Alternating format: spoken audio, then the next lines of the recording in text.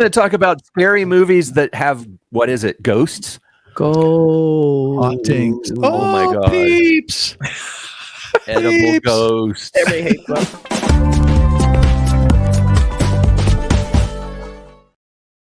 So ghosts are, to me, the scariest thing. I don't know. It's like demons. They are. I'm not, a huge religious person, so I see things like The Omen or The Exorcist. I'm watching it as a fantasy. Yes. Right?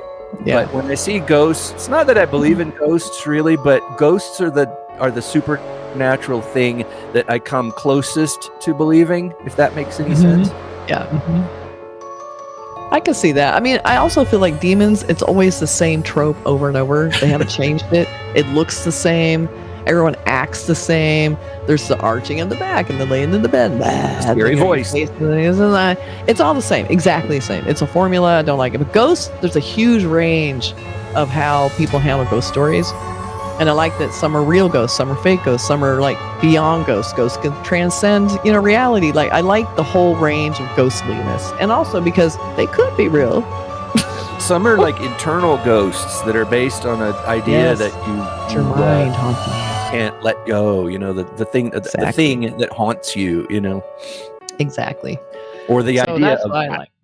Yeah. And there's something kind of, I don't know, just feels a little more old-fashioned and fun. Like when you're getting into a ghost story, you don't have to worry about super gore. You don't have to worry about super disturbing acts of violence. It's more subtle, creepy horror, which I love.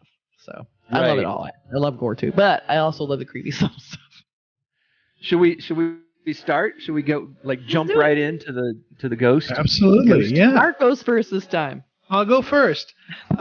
This one I like this film because it's, one thing you said about demons, you've seen it all before. And ghosts, that there's also some standard stuff with ghosts, haunted houses. We sort of get that too, right? But this film is called The Deep House. And why it's called The Deep House is the house is submerged in the bottom of a lake. Something happened and That's cool. dam burst. So it's a house from the 19th century that is at the bottom of a lake in France. And this adventure couple who are big scuba divers go there. Hey, we're going to check out that house. I love it. So the whole movie is them diving down into this submerged house. Beautiful production design. It looks really good. It must have been so hard to film that. I know. Yes. I'm thinking. And they're going through the rooms and stuff. And it was so good. And there's ghosts down there because it's some sort of crimes happen, something like a serial killer or something murders. Yeah. And they're being haunted by these underwater ghosts. Wow. So it's a twist, which is different and interesting. And it's fun. It's fast paced, atmospheric. The direction is really good. And I was like, man, I've never seen this, a haunted house underwater, and it worked. And there's a built-in time limit because there's only so much oxygen. So you have this urgency to the exploration, and sometimes where they're getting trapped or behind a locked door, the ghost is doing something weird. And like you said, you haven't really seen a ghost like this before. It's super, super creepy and cool. I think it's almost done in real time. I think they have 90 minutes. Oh yeah, you might be right. I think they have 90 minutes of air and the movie's 90 minutes. So you got that extra thing like I can't get out, this and that. So anyway, really fun watch, a good Halloween movie night watch. The Deep House. I kind of went under the wire. Nobody really, saw it, but seek it out. It's a fun film. Love it. Great recommendation. Something fresh. Yeah. I have something so fresh that I haven't even seen it yet. It's not even out yet. And I'm going to recommend it because we trust the filmmaker. That would be Mike Flanagan. The guy delivers every time. I mean, does he have his better and worse? Yes, but even his worst is still better than just about everyone else. So I am recommending The Fall of the House of the Usher. It premieres October 12th. This would be a great binge for the month of Halloween. It's so good. Yeah. Love that because but I'm tying in with it. My other big recommendation was The Haunting of Hill House, which he also did his first installment of this kind of haunting series that he's doing. Spectacular because when it starts out, you're just starting to kind of figure out the characters and who they are. And then you start realizing the structure of the series. It's not just one episode after another or whatever. It's always told from someone else's different perspective. And then it also has this incredible tracking shot that I don't even know how they physically did it. It was just beautiful. It also has Timothy Hutton in it. So you just can't lose with this cast. It was great. It's a great cast. I love that. I love The Haunting of Hill. I loved all of them. Midnight Mass, the Fall of the House of what is it? No, the Haunting of Bly Manor. All of them were great in their own way, but really, I think the Haunting of Hill House was the best because it was fresh, it was new, we didn't know what to expect, and he had that great thing where the ghosts are kind of like secondary. Am I right? Yes. No. Oh, okay. The ghosts are secondary in the background, so you'll notice things like in a second view where as they're just doing a scene, there's someone creepy staying in a corner that you never noticed before. Or there's like a silhouette. Oh my God. Terrifying. Yeah. So when you all of a sudden realize that's happening, you're watching every scene like, oh my God, oh my God. Like, so well done. Just genius. So highly recommend. Great stuff. Yeah. You can't go wrong with that for sure. Yep. How about you, Burk? I'm going to take something that sort of references that. There's I get mixed up with the titles here. There's the name Hill House and Hell House are so similar. Yeah, I know. And the Legend of Hell House and the Haunting of Hill House, and that those distinctions. But I want to talk about a classic film from that sort of ground zero year of 1973 called The Legend of Hell House. Yes. I love that movie. It's the one with Roddy McDowall, and it's one of my favorite scary 70s movies. It's it is the classic setup. It's got an incredible cast. Just the story is it kind of verges on almost science fiction in some ways, with the idea that there's researchers are going into the most haunted house ever, and it's just been boarded up, and there's just this dark evil that supposedly transpired in this house, and it left behind this residual power as energy. Right. So there's the idea that you could take some machinery in there and measure this evil, and they're approaching it from sort of a scientific aspect of like ghosts are actual energy, and it's not supernatural, it's natural, but something we haven't explored yet. Those kind of ideas, which I kind of like in a story like this, because it pushes these people who are relying on the science and everything. It kind of pushes them into this idea of believing this is something unmeasurable. This is something other than what our machinery can measure, and all these kind of other deeper things underneath the surface of the haunting. Like it may just appear in this film. I won't give away the ending because you should see it if you haven't seen it. But it's just a bunch of people. One guy, played perfectly by Roddy McDowall, who was just excellent in everything he did. He's a guy who experienced this before, so he's very jaded, and he's like, we're not going to survive. We're all going to die, and then the scientist who's like, we are going to measure this. And, the other people in the story, there's a little bit of a possession in there, and there's this great reveal at the end. And just the sound effect, the sound design in this film is great. The music is great. It's got those stamps on there that say things like when it's, 6:45 p.m., those kind of things where it takes itself very seriously. And it's got that mood that we talk about, that 70s scary mood. And I think it is actually, I don't have very many of these, but it's actually a movie that I think is scary. Wow. Yeah. And I love the fashion, the whole look, the whole thing totally works for me. Yeah. really well directed. I think John Huff, John Howe directed that. So it was really good. That's a great recommendation. Really I actually want to see that again because I haven't seen that in a long time. I see that one once in a while. It's a good one to revisit often, because it's a crowd pleaser. Another person I forgot to mention, it's got Pamela Franklin in it, who is a really great actress, who was also in The Innocents as a child. She is a child actress, and she's a grown-up adult in this movie, and she has that great scene where she's become sort of possessed by the spirit of the house. And I think there's a band called Orbital that sampled her who are you people? And it's a really scary scene where she's overtaken. It's a great possession scene. She's trying to bring forth the spirit, and it's more powerful than she expected. That kind of a scene with a medium. It's like, worse than you could have imagined. So scary. Yeah. Yeah. All Good one. right.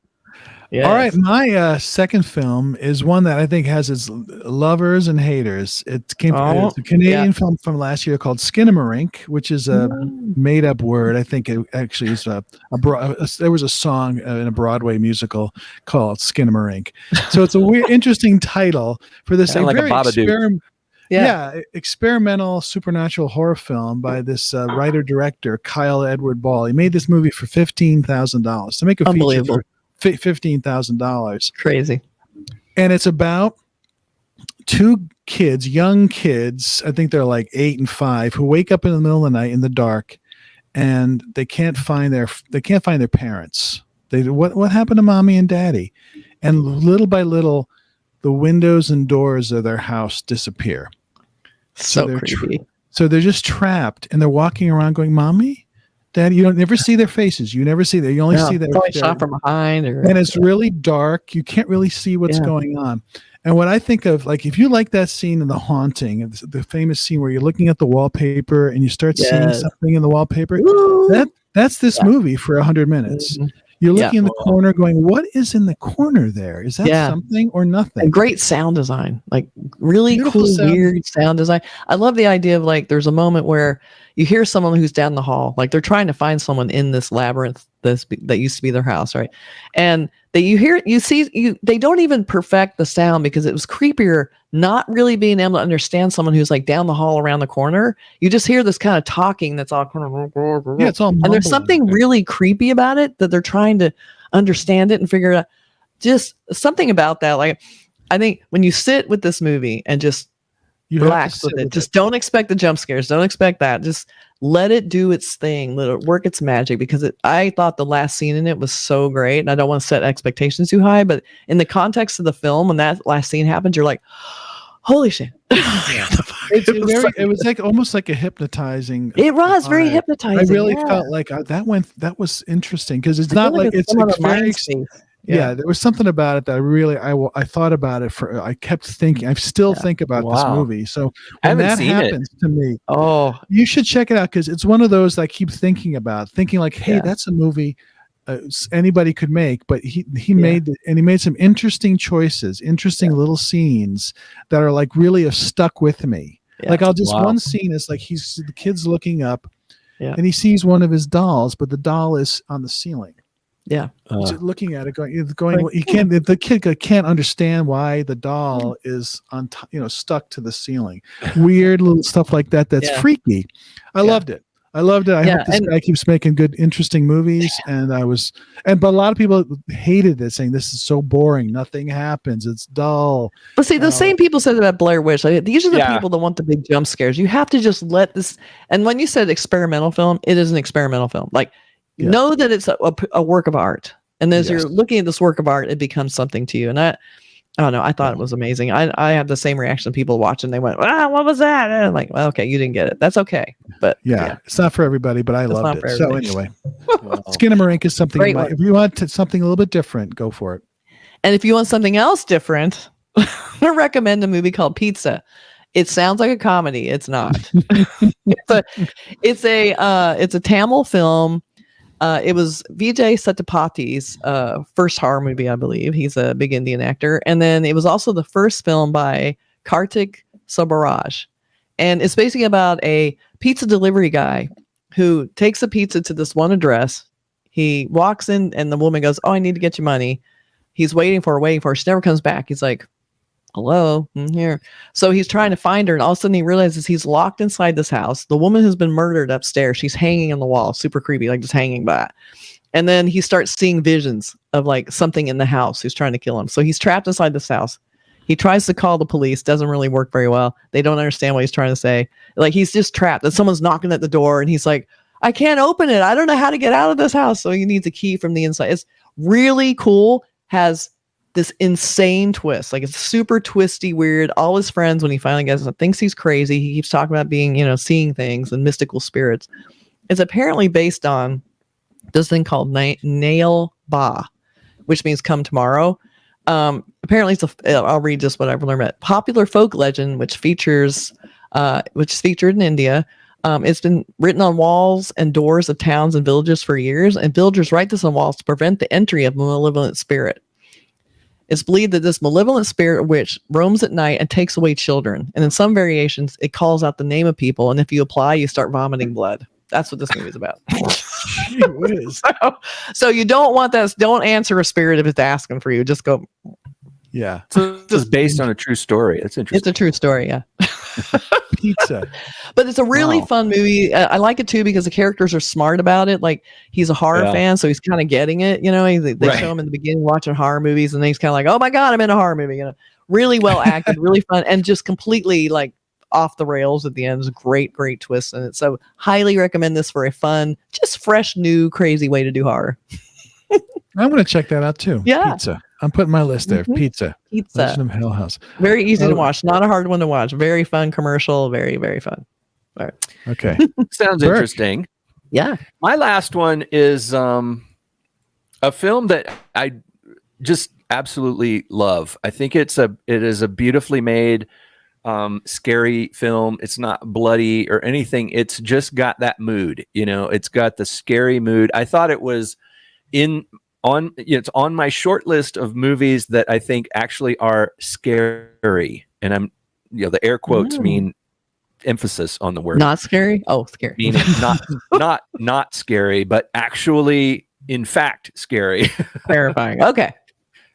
So, and to me, scary doesn't necessarily mean, you know, slashers or stalkers or blood or gore or whatever. It can just be the mood of it, you know. Yeah. And this movie, I think, goes back to old school styles of mood. It's a somewhat old film now, actually, because it was made in 2001, but it's The Others.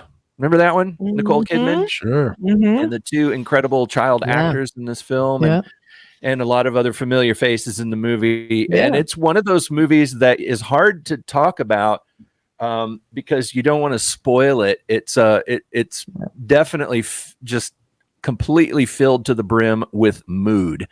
Nice. It takes place in this beautiful manor home that seems to be shrouded in fog all the time. And there's a woman who lives there with her two sort of precocious, unusual children who you don't know if the woman has been driven nuts or not, but she lives in this house without electricity. She's like, we got used to it, so we don't need it. Huge And mansion house, like beautiful huge, house, glorious, like massive country mansion, like but she property stays everywhere. inside the house. You don't. Yeah, It's not like she Doesn't goes leave the house. outside and has her tea on the front porch. She seems to just stay in these darkened halls because she says that her children are allergic to the light, to the sunlight. Right. Yeah, So that's she has right. to keep the curtains closed. And Yeah. you get the impression a little bit into the film, is she nuts? I mean, are her children, Yeah. is she just sort of abusing her children by not letting them go out because she's scared of something out there? Or is there really something wrong with these kids?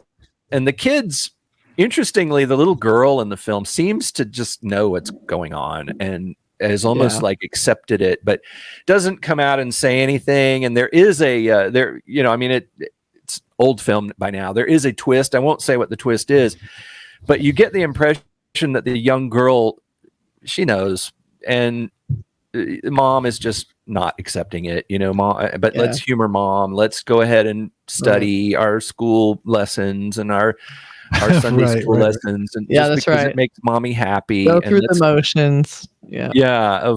of being, you know, and it is such a deeply chilling kind of story because, and when it's over, you're like, well, that was kind of like a lot of ghost stories. There was a kind of a familiarity to the twist, but not really, because I'm just dumb with things like this. I remember when I saw didn't see the twist coming. I didn't see it coming. I didn't see it coming with the Sixth Sense either. Yeah, I got it. It's right up there. It's right up there with the Sixth Sense as far as great twist. I think. Yeah, you know, it is. And the director, I think might have been his first film, Alejandro Amenabar, I think his name was. Yeah, like a Chilean or Spanish film director. Interesting. Yeah. So he brought an He interesting. wrote it and directed it, and it's like, God, I want him to make more horror films. He had made a few films before that, you know. Oh, he did. Okay. Yeah, and he's still, you know, he's not making as many movies as I would like him to, but I think he needs to make more movies for me. We'll appreciate it if you make more movies, please. Yeah, he's made some movies, but they're not Blacker. horror films. Yeah, they're other kind. They're like dramas, but it's a this is the great kind of film where really well made. If he had been like a horror director or a scary movie director and made some more films like this, he'd be up there with Mike Flanagan or Ari Aster, you know. Yeah. But that's I mean, high praise. He's doing what he wants. But I think The Others is a classic. I think it's up there with those other classic films. It's scary, it's poignant, it's touching, and kind of emotionally harrowing. There's a scene. It takes place during, is it World War I or World War II? I think maybe World War I. Sure.